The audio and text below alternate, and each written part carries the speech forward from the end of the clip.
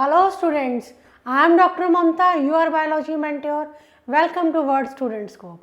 Today I am going to discuss with you the another part of principles of inheritance and variation, which is the very important chapter under the heading genetics.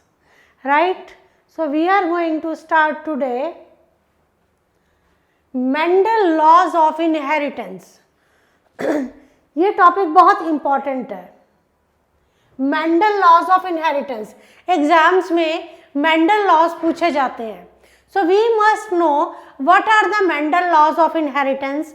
Mendel कौन था, उन laws of उन्होंने कौन से laws of inheritance दिए, ये हम सब आज पढ़ेंगे.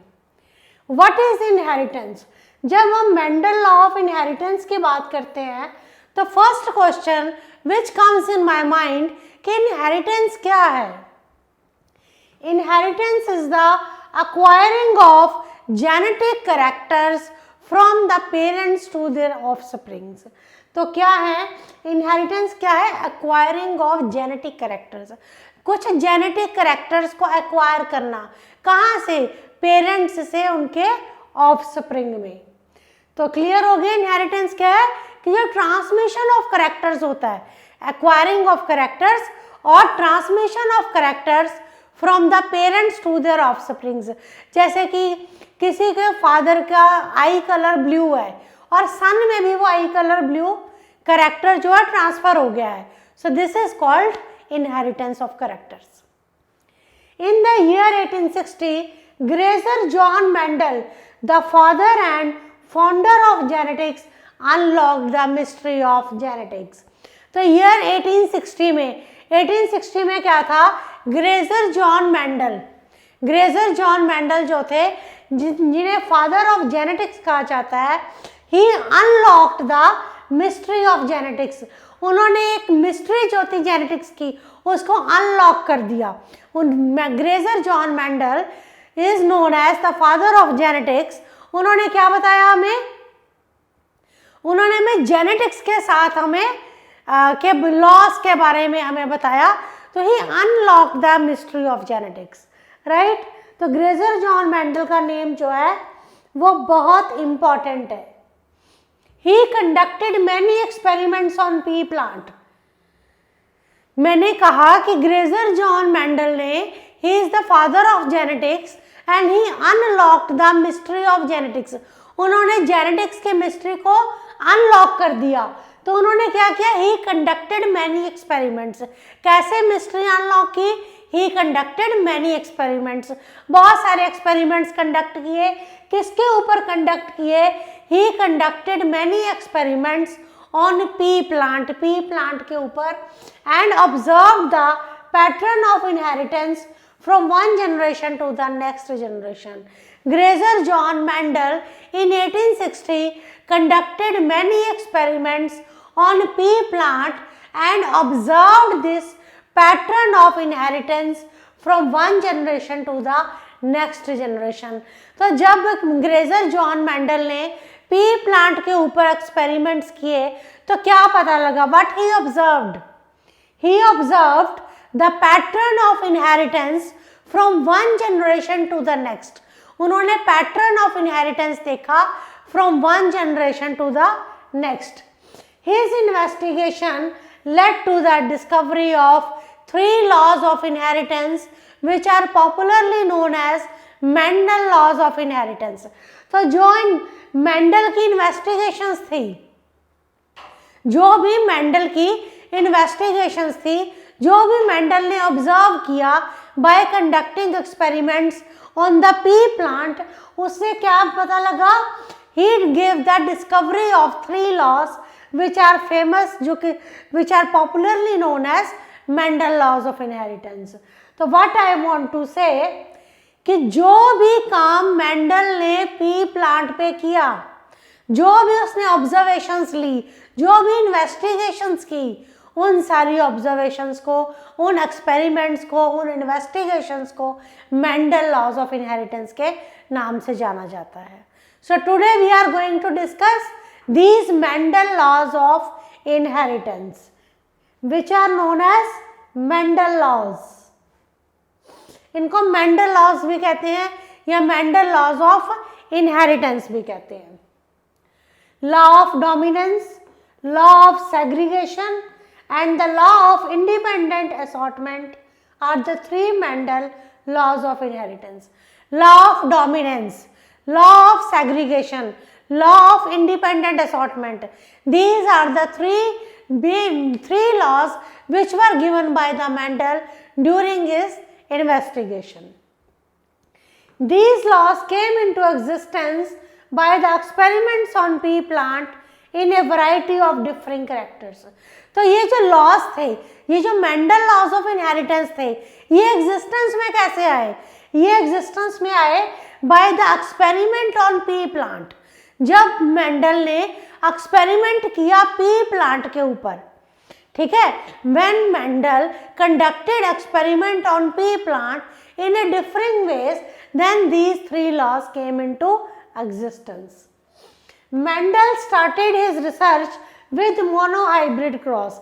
मेंडल ने अपनी जो रिसर्च थी वो पी प्लांट के ऊपर स्टार्ट की, और मेंडल ने क्या किया, जो स्टार्ट की रिसर्च किस क्रॉस से, किस लॉ से स्टार्ट की? मोनोहाइब्रिड।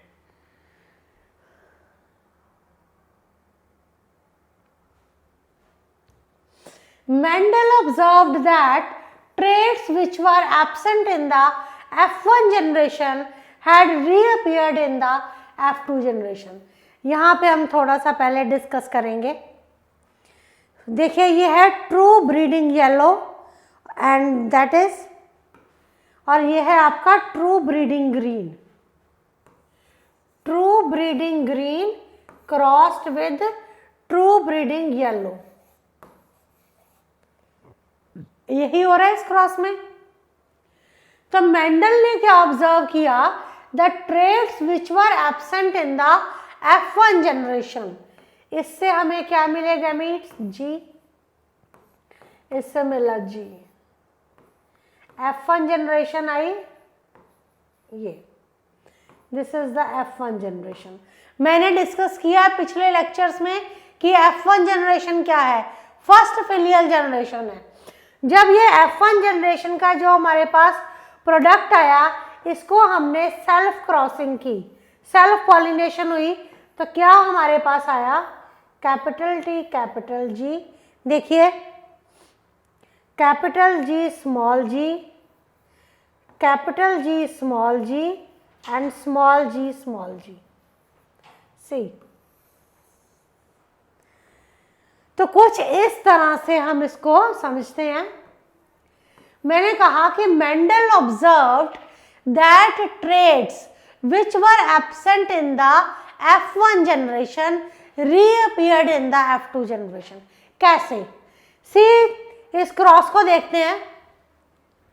मैंने कहा कि true breeding green, capital G, true breeding green was crossed with yellow, small g।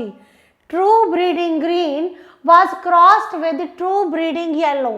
जब ये क्रॉस किया गया तो हमारे पास क्या आया? F1 जनरेशन में हमारे पास आता है कैपिटल जी स्मॉल जी। जब इस F1 जनरेशन को हमने सेल्फ क्रॉस किया, सेल्फ पॉलिनेशन की, तो हमारे पास इस तरह का कुछ आया।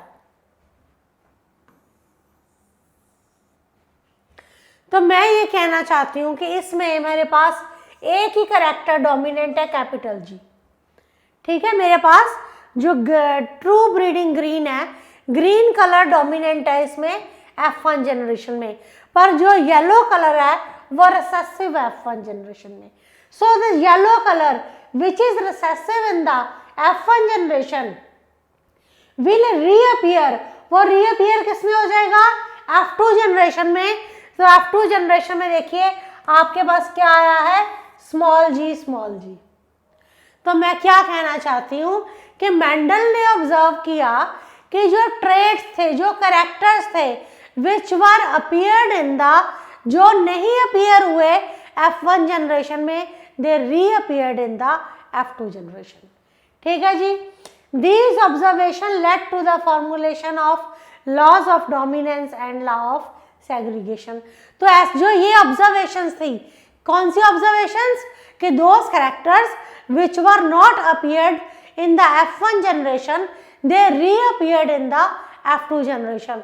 ये जो कैरेक्टर्स थे ये सब क्या हुए? They led to the formulation of laws. इन्होंने एक लॉस की फॉर्मुलेशन, इन ऑब्जर्वेशन से हम लॉस की फॉर्मुलेशन की मेंडल ने। कौन से लॉस थे? Law of dominance, law of segregation. तो ये बात तो क्लियर हो गई ना कि जो कैरेक्टर्स F1 जनरेशन में रिसेसिव रहते हैं, मतलब कि जो अपीयर नहीं होते, they reappeared in the F2 generation. Let us start with the law of dominance. मैंने इस चैप्टर को बहुत छोटे छोटे पार्ट्स में भी आगे डिस्कस करना है। व्हाट आई वांट कि आपको क्लियर हो जाए कि लॉ ऑफ डोमिनेंस क्या है। No need to cram the definition. Law of dominance क्या कहता है?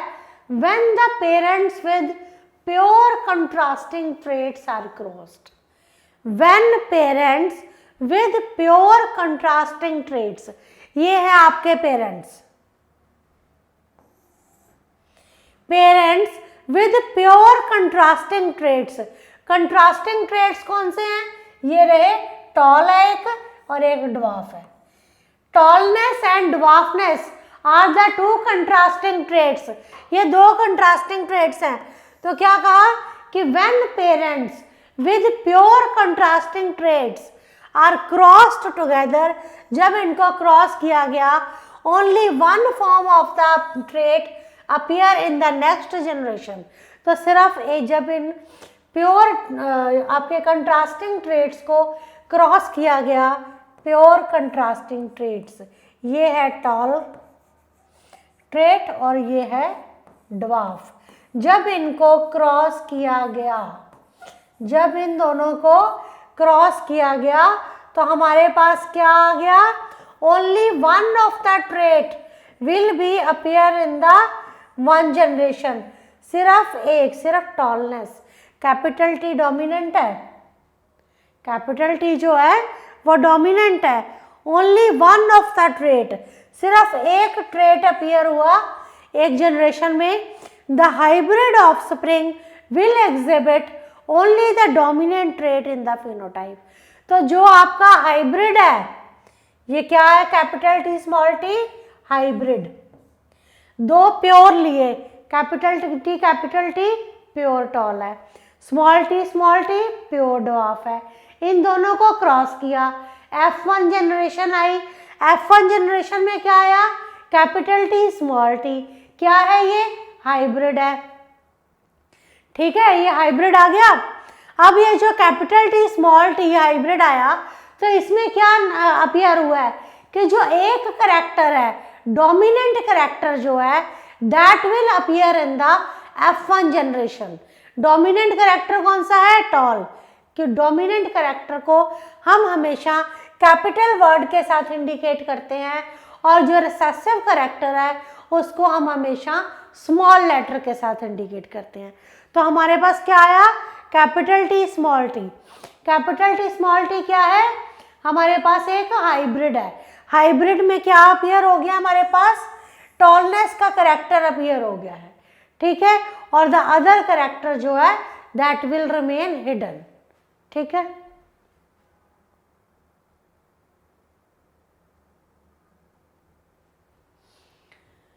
Law of dominance is also known as the first law of inheritance. जो लॉ ऑफ डोमिनेंस है, लॉ ऑफ डोमिनेंस क्या कहता है कि only one character will appear in the first generation. तो लॉ ऑफ डोमिनेंस को हम फर्स्ट लॉ ऑफ इनहेरिटेंस भी कहते हैं। ठीक है, in this law each character is controlled by distinct units which are called factors and which occur in pairs. ये law क्या कहता है कि each character is controlled by distinct units called factors which appear in pairs. Each character, ये है character tallness का, ये character है टॉलनेस का। सो ईच करेक्टर जो है that is controlled by a pair of factors. Each character is controlled by a pair of factors, जो किसमें अपीयर होते हैं, which occur in pairs. Each character is controlled by a pair of factors which appear in pairs. Pairs में Mendel ने जो कोई भी character है, जैसे टॉलनेस का करेक्टर है, मेंडल ने उस टॉलनेस के करेक्टर को क्या कहा कि जो टॉलनेस का करेक्टर है that is controlled by a pair of factor. किसके साथ कंट्रोल्ड है, पेयर ऑफ फैक्टर्स के साथ। ये पेयर ऑफ फैक्टर्स हैं, ठीक है, इन्हें क्या कहते हैं जी, controlled by pair of factors which occur in pairs, जो किस में मिलते हैं, पेयर्स में मिलते हैं। If the pairs are heterozygous one will always dominate the other. अगर पेयर ऑफ फैक्टर्स हेट्रोजाइगस हैं, हेट्रोजाइगस का मतलब हाइब्रिड है। अगर पेयर ऑफ फैक्टर्स, ये जो दो पेयर्स हैं फैक्टर्स के, इफ दे आर हेट्रोजाइगस, अगर हेट्रोजाइगस हैं तो क्या होगा, वन डोमिनेट द अदर, एक दूसरे को डोमिनेट करेगा, ठीक है। आप एक सिंपल क्रॉस के साथ ही लॉ ऑफ डोमिनेंस को अंडरस्टैंड कर सकते हो। Law of dominance explains that in a monohybrid cross, monohybrid cross क्या होता है, मोनोहाइब्रिड क्रॉस क्या होता है, मोनोहाइब्रिड क्रॉस होता है when a single character is inherited, जब सिंगल कैरेक्टर को स्टडी किया गया in the law of inheritance, that is known as monohybrid cross. Law of dominance explains that in a monohybrid cross between a pair of contrasting traits, जो monohybrid cross है between a pair of contrasting traits, only one parental character will be expressed in the F1 generation and both parental characters will be expressed in the F2 generation in the ratio of 3:1।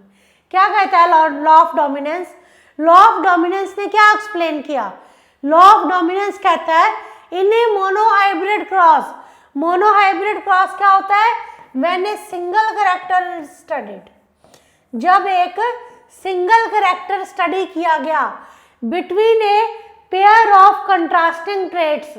कौन से contrasting traits हैं, pure tall, pure dwarf.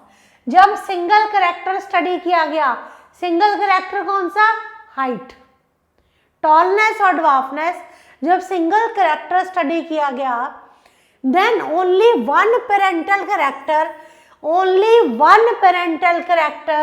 Will be expressed in the F1 generation, capital T, small t, only one parental character will be expressed in the F1 generation and both the parental characters will be expressed in the F2 generation।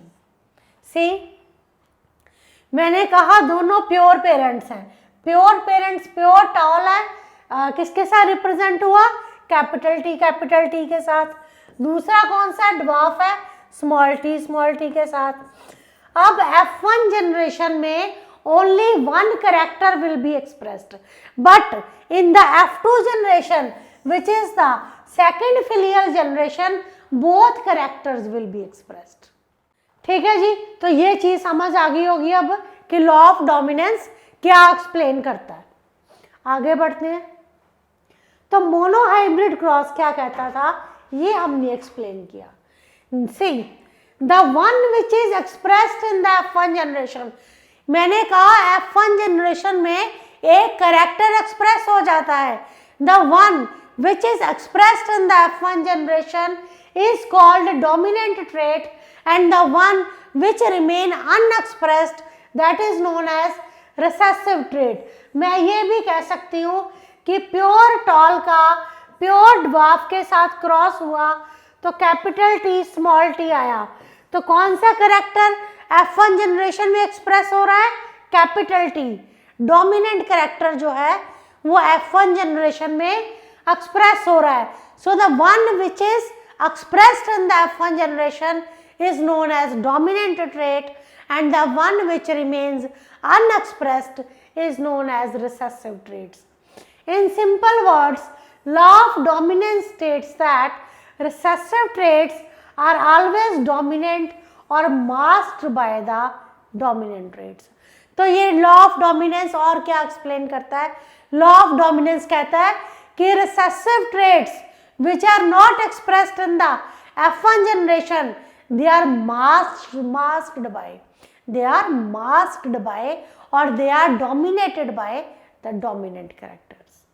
तो ये बात clear है अब कि F1 generation में सिर्फ dominant character express होगा, लेकिन F2 जनरेशन में दोनों पेरेंटल कैरेक्टर एक्सप्रेस होंगे.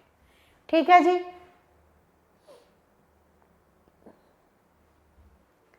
A monohybrid cross is a cross between the two monohybrid traits. Monohybrid cross क्या है? Monohybrid cross एक क्रॉस है between the two monohybrid traits. दो monohybrid traits है, capital T, small t. Here plants which have the same character but differ in only one character were crossed. तो जो monohybrid cross था उसमें कौन से प्लांट्स लिए गए? मोनोहाइब्रिड क्रॉस में कौन से प्लांट्स लिए गए?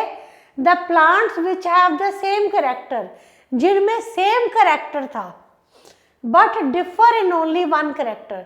Plants which have same character, जिनमें सेम कैरेक्टर था but they only differ in other one, एक कैरेक्टर. सारे कैरेक्टर सेम थे, सिर्फ एक कैरेक्टर डिफर करता था, और वही डिफर कैरेक्टर जो है उसका हमने इसमें मोनोहाइब्रिड क्रॉस में स्टडी किया. For monohybrid cross Mendel began with a pair of pea plants with two contrasting characters, one tall another dwarf. Monohybrid cross के लिए मेंडल ने क्या किया? Mendel began with a pair of pea plants. Mendel ने monohybrid cross के लिए pea plant को consider किया जिसके दो कंट्रास्टिंग कैरेक्टर्स थे, one tall other dwarf. Two contrasting characters were taken into monohybrid cross bye Mendel. कौन से थे? One was tallness and other was dwarfness. तो ये जो एक ही आपका क्रॉस है उसी के साथ बार बार monohybrid cross, law of dominance, ये सारे एक्सप्लेन हो रहे हैं. The cross pollination of tall and dwarf plants resulted in tall plants and the offsprings were called F1 progeny. तो जो क्रॉस पॉलिनेशन होती है, ये जो क्रॉस पॉलिनेशन हुई टॉल और ड्वार्फ प्लांट्स की, तो टॉल और ड्वार्फ प्लांट्स, ये रहा आपके टॉल, ये है ड्वार्फ, इनकी जब क्रॉस पॉलिनेशन हुई तो क्या हमें क्या मिलता है? जो हमें दोनों के क्रॉस से, याद रखना, प्योर टॉल और प्योर ड्वार्फ के क्रॉस से जो हमें टॉल प्लांट मिलता है वो क्या है? ऑफस्प्रिंग्स. उन्हें क्या कहते हैं? F1 progeny. जो आपको प्योर टॉल और प्योर ड्वार्फ के साथ F1 प्लांट्स मिलते हैं उन्हें आप क्या कहते हो? F1 progeny. The trait which is expressed in the phenotype, जो ट्रेट एक्सप्रेस हो गया in the phenotype, capital T small t. The trait which is expressed in the F1 generation, F1 generation में जो ट्रेट एक्सप्रेस हो गया उसे क्या कहते हैं? डोमिनेंट ट्रेट कहते हैं, और जो एक्सप्रेस नहीं होता उसे रिसेसिव ट्रेट कहते हैं. ठीक है जी.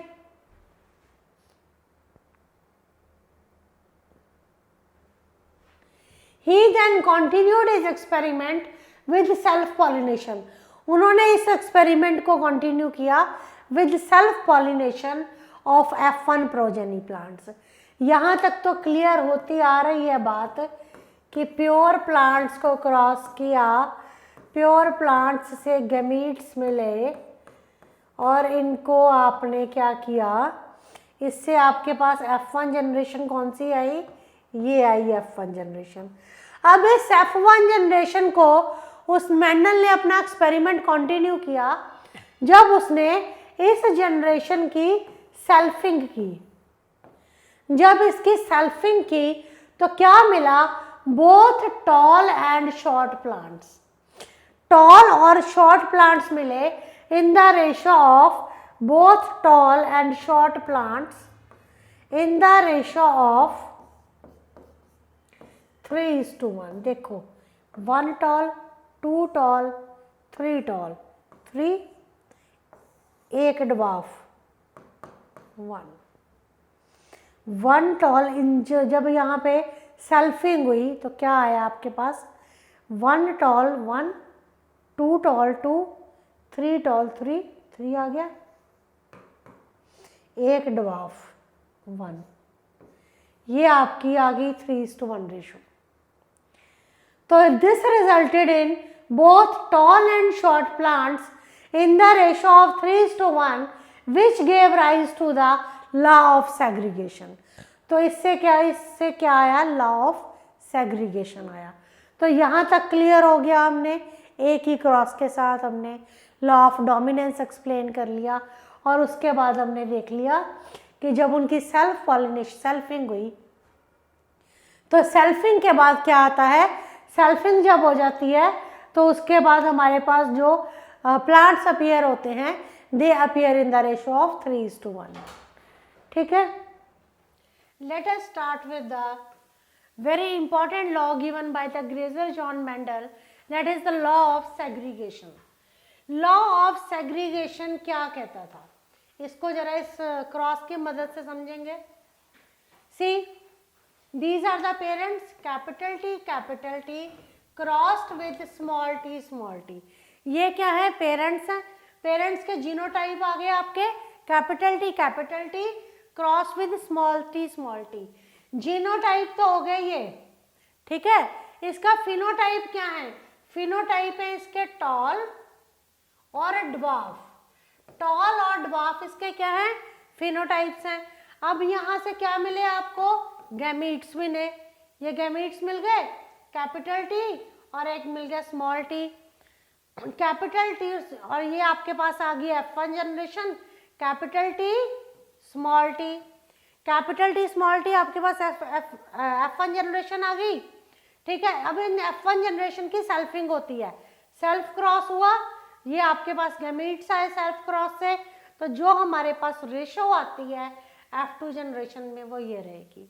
आपने जब भी मेंडल ऑफ सेग्रीगेशन पढ़ना है तो आपने ये टॉल और ड्वार्फ प्लांट का जो आपका क्रॉस है इसको साथ में याद रखना है, ठीक है जी।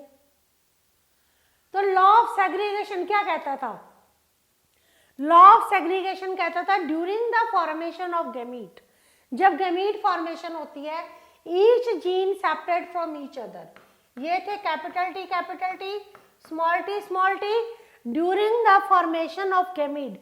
जब गैमीट फॉर्मेशन होती है तो ईच जीन, हर जीन, ईच जीन सेपरेट हो जाता है एक दूसरे से, so that each gamete carry only one allele of each gene, so that each gamete carries only one allele of each gene.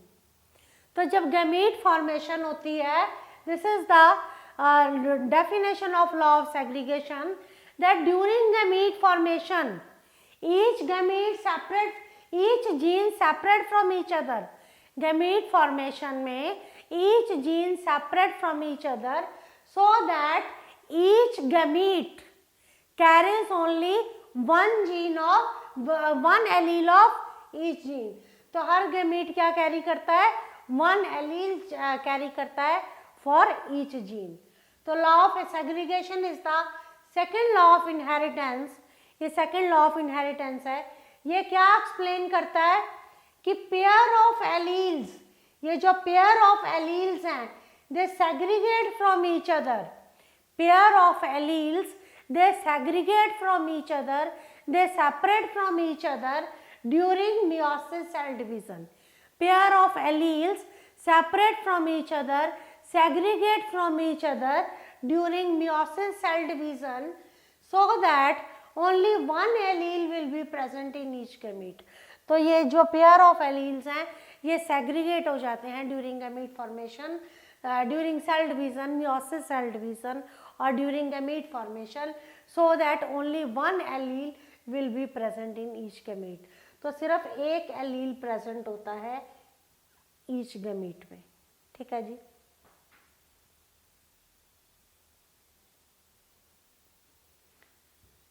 In monohybrid cross, ये monohybrid cross है. इस monohybrid cross में हमें क्या पता लग रहा है? In a monohybrid cross both the alleles are expressed in the F2 generation without any blending. देखिए ये जो मोनोहाइब्रिड क्रॉस है इसमें दोनों एलील्स एक्सप्रेस हो गए हैं. कैपिटल T भी आ गया है और स्मॉल t भी आ गया है. Both alleles are expressed in the F2 generation without any blending. So thus the law of segregation is based on the fact that each gamete contain only one allele. Each gamete contain only one allele. Law of segregation क्या कहता था? During gamete formation,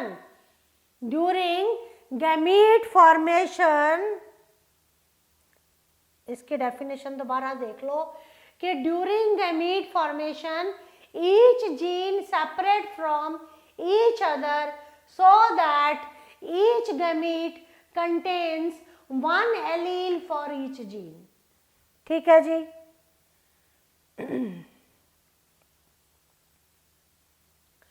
तो ये gene जो होता है, जो gene है, that exist in more than one form. When gene exist in more than one form of allele, तो when gametes are produced by meiosis, जो जीन है वो एग्जिस्ट करता है in more than one form of an allele. तो when gametes are produced by meiosis, जब gametes produce होते हैं by meiosis, तो ये जो एलीलिक पेयर्स हैं, ये जो एलीलिक पेयर्स हैं ये सेपरेट हो जाते हैं, leaving each gamete with a single allele. तो हर गैमीट में एक सिंगल एलील आ जाता है. जैसे कैपिटल टी आपके पास थे, जीन जो है exist in more than one form of an allele. तो जब गैमीट फॉर्मेशन होती है तो ये क्या करते जाते हैं, इसमें जो आपके जो गैमीट जब बनता है तो जो एलीलिक पेयर्स हैं वो सेपरेट हो जाते हैं. तो leaving each gamete with a single pair, living each gamete with a single allele. Every organism, each organism inherit two alleles for each trait. Her organism क्या inherit करता है? दो alleles inherit करता है for one trait. Tallness trait जो है that is inherited by two alleles. The two alleles of a pair are different. जो two alleles होते हैं पेयर के वो different होते हैं. One is dominant and one is recessive. ये जो आपके गैमीट फॉर्मेशन पे जो टू एलील्स आए हैं they are always exist in pair. One code for dominant character, other code for recessive character. Capital T small T. ठीक है जी. One for tallness, other for dwarfness.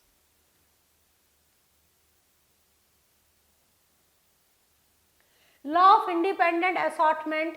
Law of independent assortment क्या कहता है कि alleles of different genes are inherited independently within the organism that reproduce sexually. जो alleles होते हैं different genes के जो alleles होते हैं they are inherited independently. वो independently inherit होते हैं in those organisms that reproduce sexually. उन organisms में जो sexually reproduce करते हैं उनमें क्या होता है, जो एलील्स होते हैं डिफरेंट जीन्स के they are inherited independently.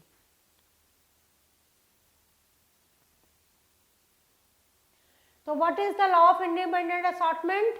According to the law of independent assortment the alleles of two more genes get sorted into gametes independently of each other. जो एलील्स होते हैं टू और मोर टू जीन्स के they assort independently. वो independently sorting होती है उनकी, independently sorting होती है. The allele received for one gene, जो एलील रिसीव हुआ एक जीन का, that doesn't influence the allele received for the another gene. तो जो एलील्स हैं डिफरेंट जीन्स के, they are sorted independently in those organisms that reproduce sexually. तो एक एलील का जो एलील है वन जीन का, that doesn't influence the allele for the other gene. Mendel experiment always portrayed that the combination of traits of progeny are always different from their parental traits। तो Mendel के जो experiments है उसमें हमें पता लगा है कि जो कॉम्बिनेशन है ट्रेट्स का, the combination of traits of progeny, जो प्रोजेनी के ट्रेट्स आते हैं, जो जनरेशन्स आती हैं, they are always different from the parents. तो बेस्ड ऑन दिस ही ऐसे ही फॉर्मुलेशंस के ऊपर उसने लॉ ऑफ इंडिपेंडेंट असॉर्टमेंट दिया। ये आपका लॉ ऑफ इंडिपेंडेंट असॉर्टमेंट है। इसमें दो जीन्स की बात हो रही है, round and yellow and green and wrinkled. Round and yellow, green and wrinkled. ये आपके पेरेंट है राउंड येलो ग्रीन रिंकल्ड। ये आपके पास क्या आके गैमीट्स आ गए, F1 जनरेशन। ये आई आपकी F1 जनरेशन। और जब ये जो F1 जनरेशन के क्या है आपके पास, देखो capital R capital Y, capital R small y, small r capital Y and small r small y। ये जो आपके पास चार गैमीट्स आए, इनको आप नीट स्क्वायर में लिखोगे तो जब इनकी क्रॉस मल्टीप्लिकेशन होती है तो आपके पास इस तरह से कुछ प्रेजेंट होते हैं। ये जो चार गैमीट्स लिखे हैं, ये जो चार, ये आप इधर भी लिखोगे, इस तरफ भी लिख लोगे, तो इनकी आपस में जब मल्टीप्लिकेशन करोगे तो ये आपके पास रेशो आती है, जो प्रोजेनी आती है, that is in the ratio of 9:3:3:1। जब हम अपनी लाइव क्लासेस में लेंगे तो मैं आपको ये अपनी स्क्वायर बना के दिखाऊंगी। अभी आप इसको इस तरह समझ लो कि ये कैपिटल R कैपिटल Y यहाँ आ गया, स्मॉल r y यहाँ आ गया, कैपिटल R स्मॉल y यहाँ आ गया और स्मॉल r स्मॉल y यहाँ आ गया। अब आपने इनको क्या करना है, मल्टीप्लाई करते जाना है इन चारों को, ठीक।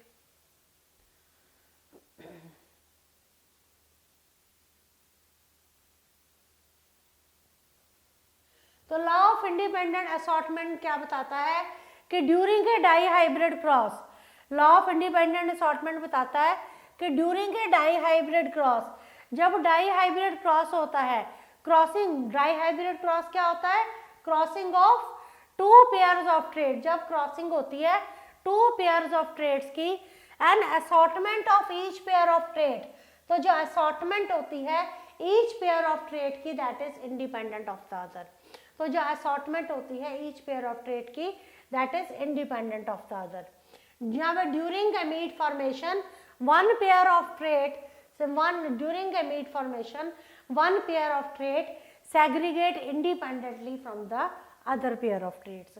तो ये जो राउंड येलो और रिंकल्ड ग्रीन है, ये क्या है, राउंड येलो रिंकल ग्रीन जो है, दे segregate independently।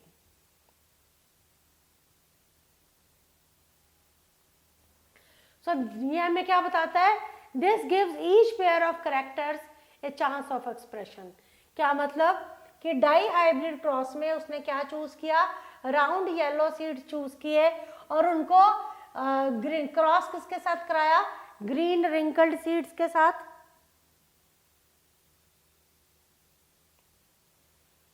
तो उसके पास क्या आई, F1 प्रोजेनी आई। F1 प्रोजेनी में उसके पास क्या आया, ये राउंड येलो सीड्स आए। F1 प्रोजेनी में राउंड येलो सीड्स आए, ये था उसका क्रॉस।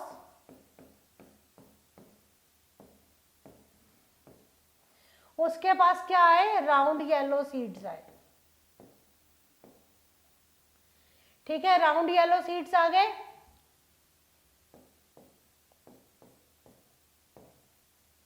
राउंड येलो सीड्स आ गए तो उसने राउंड येलो सीड्स की सेल्फ पॉलिनेशन करवाई। जब सेल्फ पॉलिनेशन करवाई तो उसके बाद F2 जनरेशन में उसके पास क्या आया, सेल्फ पॉलिनेशन के बाद F2 जनरेशन में ये उसके पास जो कॉम्बिनेशन आए सीड्स के F2 जनरेशन में आए, तो उसने जो कॉम्बिनेशन उसके पास आए, तो कॉम्बिनेशंस को की जो रेशो आई, जो रेशो थी दैट वाज 9:3:3:1। जब आप करोगे तो आप देखोगे कि राउंड येलो कितने हैं, 9 है। तो इस तरह से जो डोमिनेंट और रिसेसिव कैरेक्टर के अकॉर्डिंग जो रेशो आई दैट वाज 9:3:3:1।